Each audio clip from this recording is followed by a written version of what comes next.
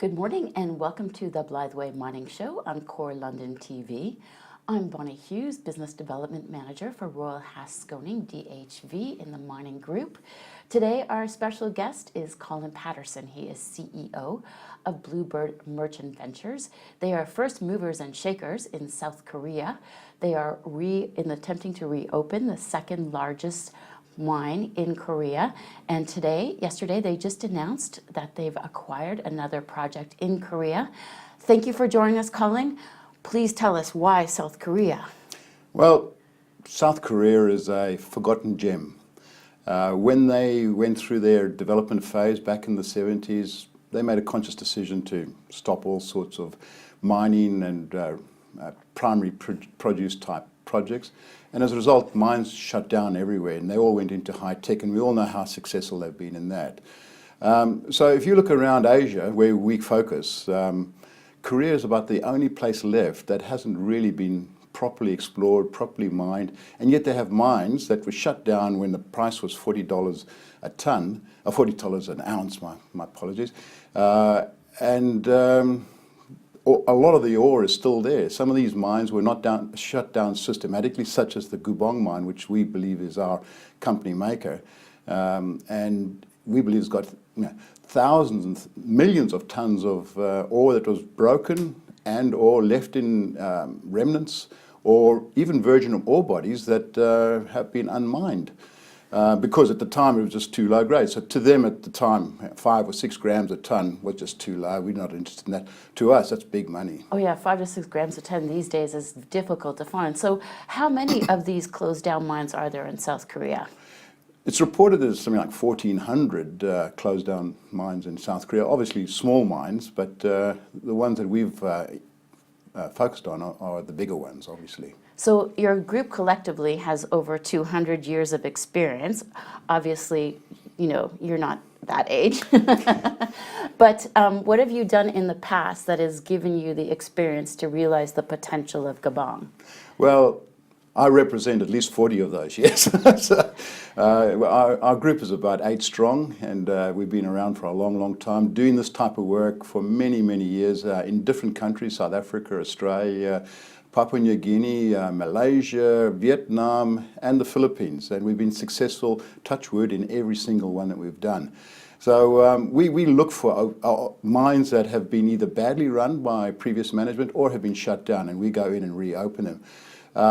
Probably the one of greatest note that was a company that was well promoted in London was the Emperor mine, or the Emperor gold mine, which I was the CEO of for a number of years, so about 10 or so years.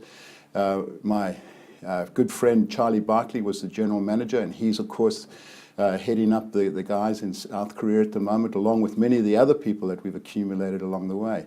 So we've done this successfully many times. And at Emperor, for example, we took it over when Western Mining, back in the early 90s, about 1991, when it was doing about 80,000 ounces per annum. It had a market cap of about $30 or $40 million. And Western Mining pulled out because they believed that this was a sunset mine, it was going to die.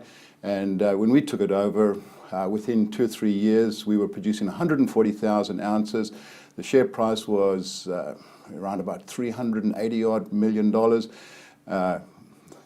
Robert Freeland was so happy about it. He took a piece of it, and a lot of people were trying to get hold of it in those days. In the end, companies like Durban Deep got interested in this as well. But that's what we do. We go in, we fix up places, we make them productive, and hopefully we attract somebody who can make us offers that we can't refuse. And let's just hope you have repeat success on that, because that's a very, considering your market cap is what right now, 5 million?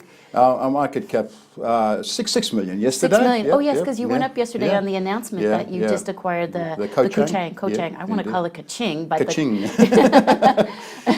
That's fantastic. And so what is the regime like to work in South Korea, like the government for permitting and things like that? I can say unbelievable, unbelievable. I've worked in many regimes around the world, and this is one of the most cooperative regimes around.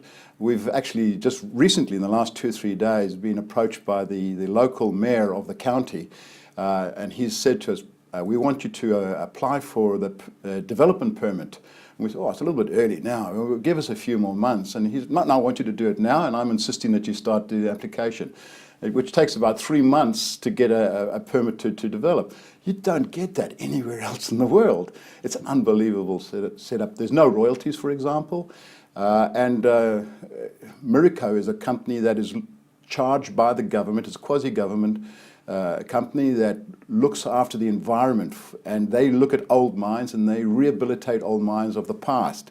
And we were sitting there talking to them about, oh, when we start our mine, how do you approach the issue of water effluent and discharge into things?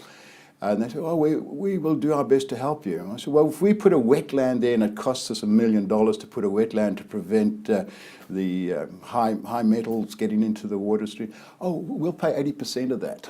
Oh, lovely. What? So it's a breath of fresh air. Hopefully it stays like that and they don't catch on that the rest of the world is actually, excuse the term, screwing the mining companies. They are definitely encouraging mining, which is really nice. It's so pleasant. And so have you focused on reopening old mines because you realize that the capital risk is not as high as starting a new mine right from scratch? Is that part of the reason? Well, if you take that exploration is high risk, but potentially a high return, and a producing mine is low risk but a very low return. We're in the middle there somewhere. We think we've got the best of both worlds. We've got the high return with a much lower risk than exploration. It's much cheaper to open up old mines. For example, at Gubong, we've got 120 kilometers of development in the mine. There's already 17,000 meters of drilling there. There are 2 holes, 89 and 90, that are just exceptional. The one that's 90 has got an intersection of 500 something grams per ton, and yet it's all there for us. And the old timers left a lot of the stuff behind. So all we've got to do is get in, set up a little plant, and get going. To us, it's as easy as pie, and we've done it all the years, 40 odd years. Yes, the cost of 17,000 meters of drilling is quite substantial these days. Precisely, and for example, the shaft that we've just recently reopened, it's concrete lined as far as we can see at the moment. It's beautiful, beautiful condition. The value of that shaft, to reproduce that shaft again, would be at least $1 million. To produce just down to the lower levels there. So that's all free. It's there. It's open. We've equipped it. We'd love to show photos in our releases, but unfortunately in London they don't allow photos. So we'll have to put them on our webpage and let our investors see it there. Okay, and what's the next steps for the Gabong mine? What are you doing right now? So Gabong, we've already opened the upper reaches, and we've been in there and we've taken some grab samples, got some really good results from grab samples, which have just confirmed that we believe that the stuff is there. We just to pick up as high as 20 grams per ton in the grab samples, but probably averaging about 4 or 5 grams per ton. But now we really want to get into the heart of the mine that is above the valley floor, so we don't have to hoist any rock. We want to do the real cheap, low fruit mining to start off with. We're aiming at, and we'll still have to do a lot of work, to get $100 per ton profit in the initial phase of the mine. And we hope to have that up and running within the next 12 to 18 months of mining and processing that $100 per ton profit. That's our hope. And so management made the unusual decision of not paying themselves salaries. And also you haven't raised any money in the capital market. So how come you decided not to pay self salaries? Well, originally we were going to do the project ourselves. And as it turned out, Bluebird Board of Directors asked us to consider vending it in. So it was originally my group of my team of people. Actually, I hate to use the word my team, our team, because we are all good friends and we have a wonderful time working with each other. We've been successful together in the past, and we agreed as a team, okay, let's put it into Bluebird. But back in those days, before we did that, we were prepared to pay for it all ourselves anyway. So coming onto the market now, we don't need to take salary. We'd rather see that as equity.